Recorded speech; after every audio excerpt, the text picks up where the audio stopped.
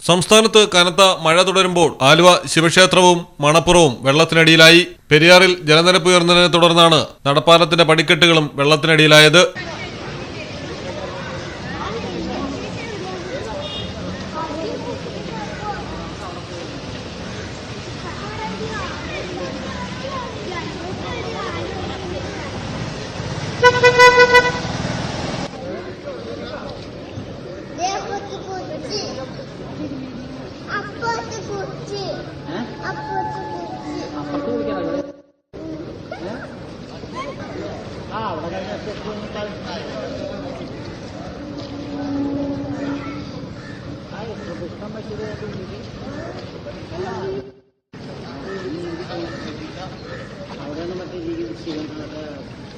Malayalam television, Kochi.